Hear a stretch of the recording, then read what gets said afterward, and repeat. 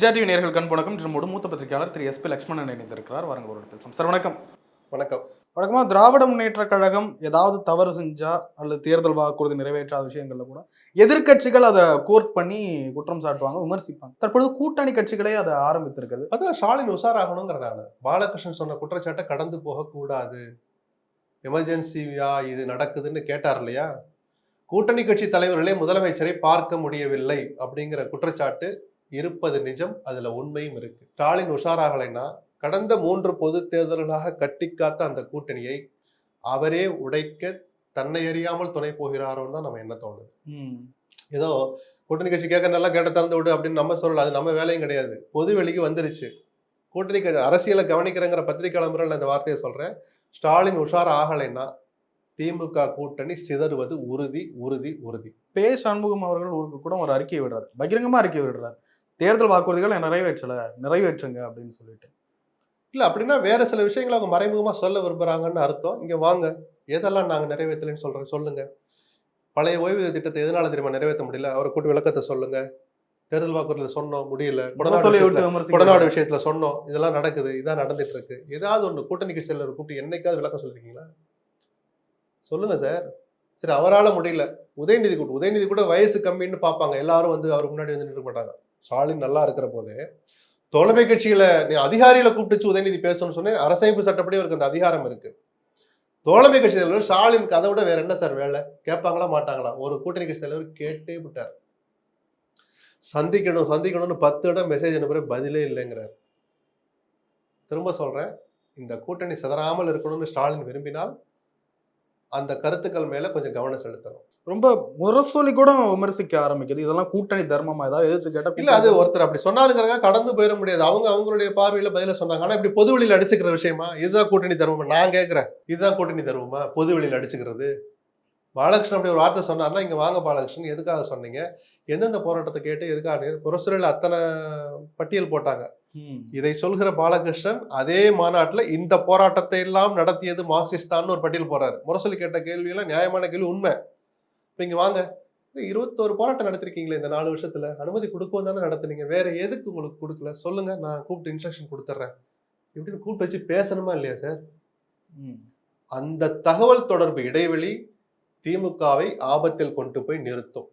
புரிஞ்சுக்கிட்டா நல்லது. 2026 திமுக கூட்டணி அப்படியே தான் இருக்கும், உடையாது சிதறாது அப்படின்னு எல்லாரும் சொல்லிருக்கு. இன்னைக்கு காலையில இளங்கோவன் மற்றும் மன்மோகன் சிங் படத்திறப்பு நிகழ்ச்சியில கூட எல்லா கூட்டணி தலைவர்களும் ஒரே மேடையில இருக்கிறாங்க.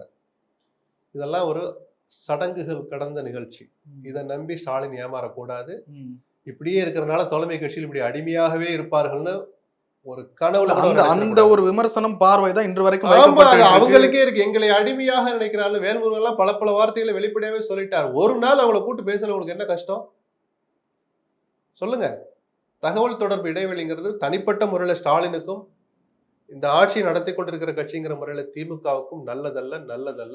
இல்ல, டிஎம்கேவுக்கு இது நல்லா புரியும், ஸ்டாலின் அவர்களுக்கு நல்லா புரியும். இப்படி ஒரு டிஸ்டன்ஸை மெயின்டைன் பண்ணணும்னு வாண்டடா விரும்புறாங்க.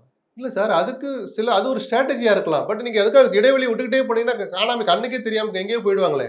எடப்பாடி கிட்ட போய் நிக்கும் போது அப்புறம் வேற வழி இல்ல நம்புறாங்களே. வேற வழி இல்லன்னு நம்புறாங்களோ திமுக. தகவல் இடைவெளின்ட்டு எவ்வளவு தூரம் எடப்பாடி கிட்ட போறதுக்கு எவ்வளவு காலம் ஆகும்? இல்ல, எடப்பாடி கிட்ட போனாலும் யூஸ் இல்ல, திமுக கிட்ட இருந்தாலும். அதை பத்தி உங்களுக்கு என்ன கவலை? அது அந்த கட்சியோட கவலை. கூட்டணி இன்டாக்டா இருக்குன்னு சொல்லி அந்த ஒரு நம்பிக்கையில ஸ்டாலின் இருக்கு. அப்படின்னா அவர் தன்னைத்தானே ஏமாத்திக்க போறாருன்னு அர்த்தம். காலம் ஒரு நாள் மாதிரி ஒரு நாள் இருக்காது. இந்த ஆட்சியில என்னவெல்லாம் தவறுகள் நடக்குது, எவ்வளவெல்லாம் பணம் கொள்ளையடிக்கப்படுதுன்னு எல்லாருக்கும் தெரியும். நாங்கள் இப்படியே இருக்கணுமாங்கிற சுயநலம் கலந்த பார்வையும் கூட்டணி கட்சி தோழமை கட்சிகளுக்கு இருக்கு. அதுல சொல்றதுக்கெல்லாம் எனக்கு எந்த வெக்கமும் கிடையாது. ஒரே ஆளே அடிச்சுட்டு இருக்கியே, நாங்கள் எங்க போறது அப்படிங்கிற ஒரு ஆதங்கமும் இருக்கலாம். அதுல அரசியல் ரீதியா கொஞ்சம் நியாயமும் இருக்கு. உங்க ஆட்சி வர்றதுக்கு நாங்க உழைக்கணும், ஆனா வர்ற காசால நீங்க எடுத்துட்டு போயிடலாம். 4 வேலை வந்தா 4 வேலை நீங்களே எடுத்துக்குவீங்களா? தோழமை கட்சி ஒரு வேலை செய்யக்கூடாதான்னு கேட்கறதுல அரசியல் ரீதியான நியாயம் இருக்கு. இதை தீர்த்து வைக்க வேண்டிய கடமை கூட்டணி கட்சி தலைவர் என்கிற முறையில ஸ்டாலினுக்கு இருக்கு. எதிர்கட்சிகளின் பலம் குறைந்திருப்பதால், எதிர்கட்சிகள் சிதறி கிடப்பதால் திமுக கூட்டணியிலே பலம் குறைந்தாலும் அவங்களுக்கு தான் வெற்றி வாய்ப்பு. ஆமா, இந்த அடிப்படை அரசியல் பாடத்தை எதிர்கட்சியில பல பேர் புரிஞ்சுக்க மாட்டாங்களே. குறைஞ்சபட்சம் எடப்பாடி புரிஞ்சுக்கணும்ல. நாடாளுமன்ற தேர்தலில் போய் நாமளே எத்தனோட பேசியிருக்கோம்.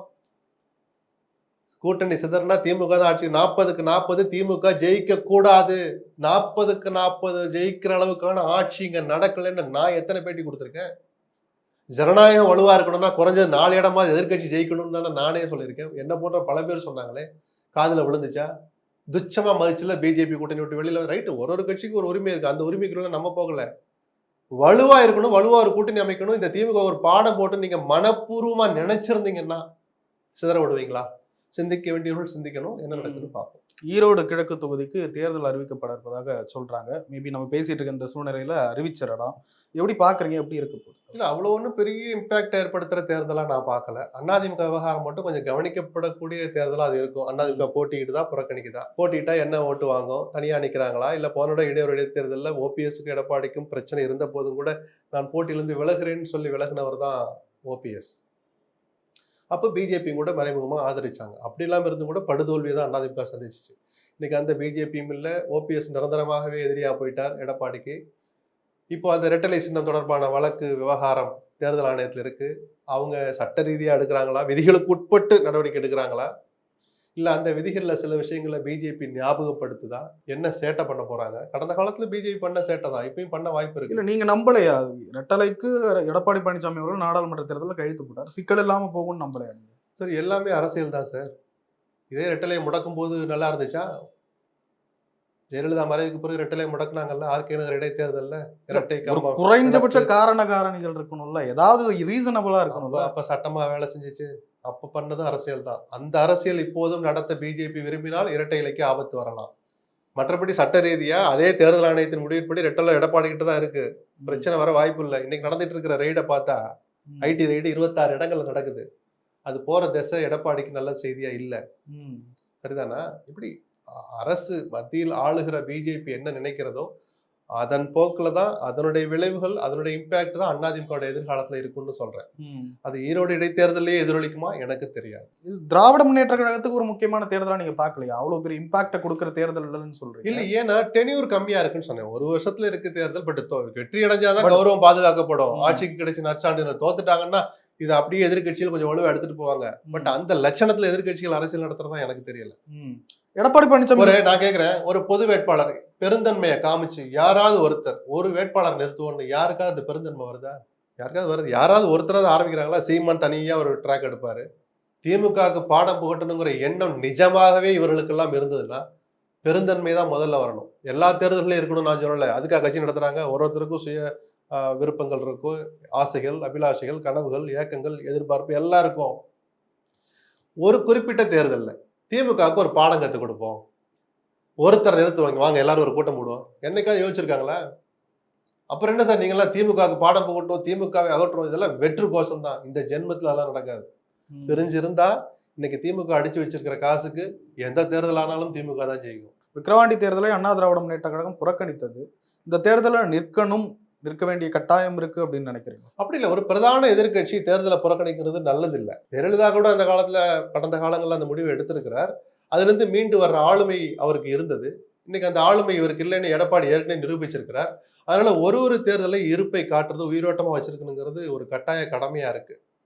எடப்பாடி அதை புறக்கணிச்சது தவறுதான். இப்ப என்ன முடிவு எடுக்கிறாருன்னு பார்ப்போம்.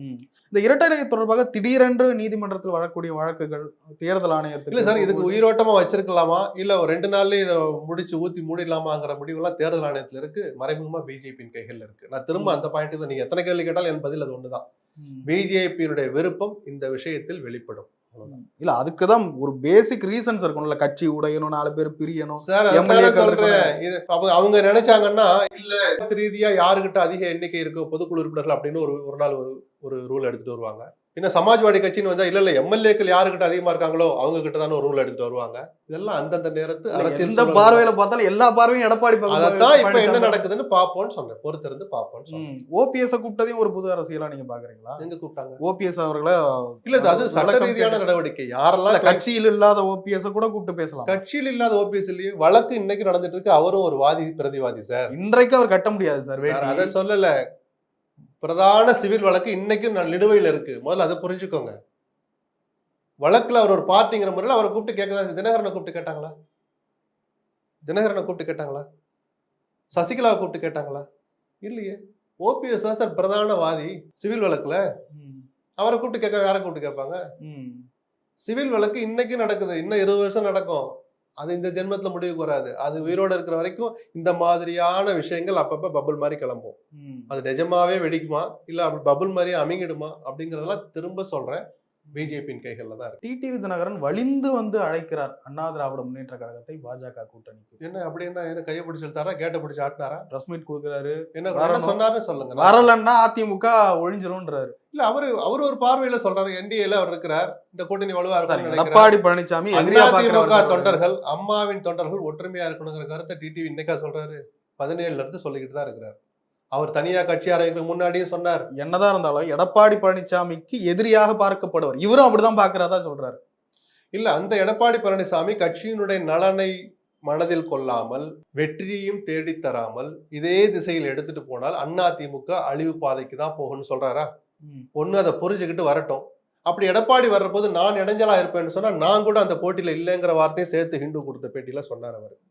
சொல்ல புரியல. அப்படி இல்லைன்னா இவ்வளவு தூரம் பிடிவாதம் பிடிச்சு கட்சியை தொடர்ந்து தோல்விக்கு எடுத்துட்டு போனா அந்த எடப்பாடி இல்லாத அதிமுகவையும் யோசிக்க வேண்டியிருக்கும்னு சொல்றாரு. அவருக்கு ஏதாவது தகவல்கள் கிடைச்சிருக்கலாம்.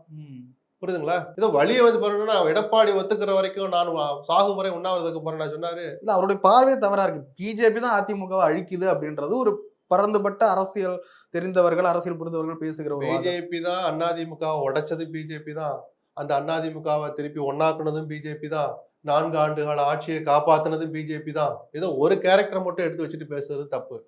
அந்தந்த நேரத்தை அரசியல் தங்களுக்கு எது சாதகமோ அதை பிஜேபி பண்ணிச்சு. இவருடைய கருத்து முரண்பாடா இருக்குன்ற. ஆமா சார், சாகுற வரைக்கும் சார் சாகும் வரை பிஜேபியோட உறவு இல்லைன்னு சொன்னவர் தான். நான் அப்பவே அந்த கருத்தை நான் சீரியஸா எடுத்துக்கல ஒரு பத்திரிகாரனா. அந்தந்த நேரத்தை அரசியல் சூழல்கள் தான் எவருடைய பாதையும் தீர்மானிக்கும். அதுக்கு தினகரனும் விதிவிலக்கல்ல. வாய்ப்பு இருக்குன்னு நினைக்கிறீங்க மீண்டும் அப்படி ஒரு கூட்டணி? தெரியாது, நமக்கு காலம் தான் தீர்மானிக்கும். அண்ணாமலை அவர்கள் மாற்றப்பட இருப்பதாக தகவல் வந்து அதெல்லாம் உறுதிப்படுத்தப்படாத தகவல். அப்படியே மாறினாலும் அது ஒரு வாரத்துக்கு கூத்து. இவர் போயிட்டு இன்னொருத்தர் அண்ணாமலை என்ன பண்ணுவார் நம்ம அப்புறம் பேசுவோம். பதவியிலிருந்து நீக்கப்பட்டால் அண்ணாமலை எதுக்காக சாட்டை அடிச்சு ஒரு காட்சியை எப்படி விளம்பரப்படுத்தினார் அப்படிங்கறதுக்கெல்லாம் காரணம் இதுதானோ அப்படின்னு யோசிக்கிற மாதிரி கூட சில காட்சிகள் நடக்கலாம். இல்ல நம்ம இந்த விவாதமே அர்த்தம் இல்லாத அளவுக்கு அண்ணாமலையை கூட தொடரலாம். நடந்த பிறகு பேசுவோம். அண்ணாமலையினுடைய சமீப கால அரசியல் நடவடிக்கைகளை எப்படி பாக்குறீங்க சார்? இல்ல, நீங்க சாட்டையில அடிச்சுக்கிட்டதெல்லாம் ஏதோ கவனத்தை இருக்கல வச்சதுல அவர் ஜெயிச்சுட்டாருன்னு சொல்லலாம். ஒரு நாகரிக உலகத்துல அதெல்லாம் தவிர்க்கப்பட வேண்டிய நடவடிக்கைன்னு நான் சொல்லுவேன். அதனால ஒரு பிரயோஜனமும் இல்லை. சரிதானா? ஊரெல்லாம் பேசுறாரு தன் உறவினர் மேல. உறவினர் வீட்டுல வந்து வருமான வரித்துறை சோதனை நடந்தது, அமலாக்கத்துறை சோதனை நடந்ததுன்னு ஏதாவது வாய் திறக்கிறாரா? அப்புறம் டிஎம்கே ஃபைல்ஸ் வெளியிடுற தார்மீக உரிமை உங்களுக்கு எங்க இருந்து வந்துச்சு? சொல்லுங்க சார்.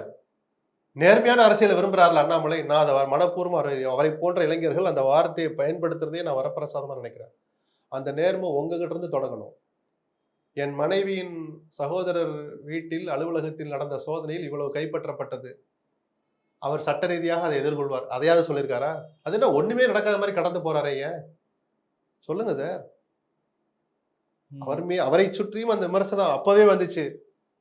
சில பண விவகாரங்கள்ல இவர் தன்னுடைய மச்சினர் மேல கொடுத்து வைக்கிறார், அவருடைய பணம் தான். அரசியல்ல 1000 வரும்.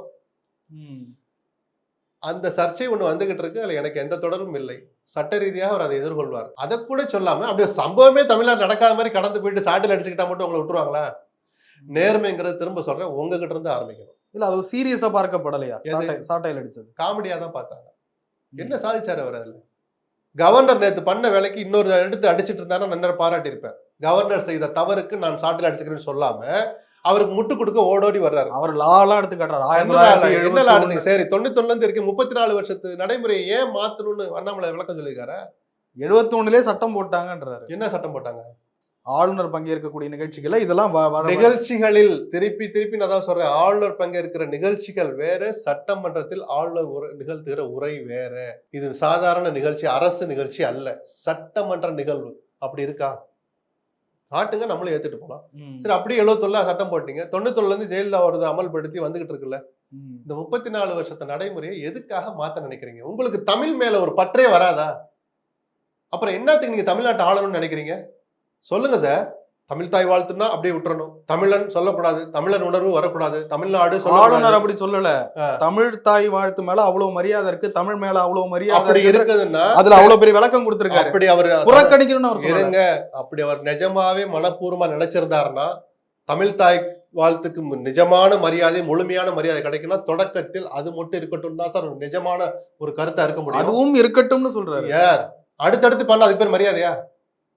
பதில் சொல்லுங்க சார். அடுத்தடுத்து பண்ண கேலி கூத்து. நீங்க தேசிய கீதத்தை கேள்விப்படுத்துறீங்க, தமிழ் தாய் வாழ்த்தை கேள்விப்படுத்துறீங்க. தேசிய கீதம் பாட போறாங்க நிறைவுல, அதுக்கும் மரியாதை தான்.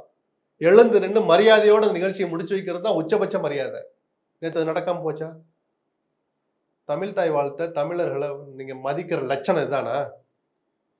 முதல்ல அதை பாடுங்கிற போதே தமிழ் தாயை தூக்கி கீழே போடுறீங்களே சார். நீங்க தமிழ்நாட்டை பத்தி பேசுற தார்மீக உரிமை உங்களுக்கு யார் சார் எங்க வந்துச்சு? உங்களுக்கு அந்த தகுதியவே இழந்துடுறீங்களே நீங்க. அது எக்கட கட்டு போட்டோம். தேசிய கீதத்தை முதல்ல பாடு. இதுதான் நீங்க தமிழ் தாய் வாழ்த்தை மதிக்கிற லட்சணமா? ஒரு துளி கூட மக்கள் இதெல்லாம் நம்ப மாட்டாங்க. தமிழ்நாட்டு மக்கள் முட்டாள்கள் அல்ல. இதே மாதிரி கவர்னர் நடந்துகிட்டு இருந்தா, இதே மாதிரி கவர்னர்களை பிஜேபி முட்டு கொடுத்து காப்பாத்திட்டு இருந்தா, இந்த ஜென்மத்துல பிஜேபி தமிழ்நாட்டுல வளராது, வளரக்கூடாது. சார் நிறைய விஷயங்களை பகிர்ந்து ரொம்ப நன்றி சார். நன்றி.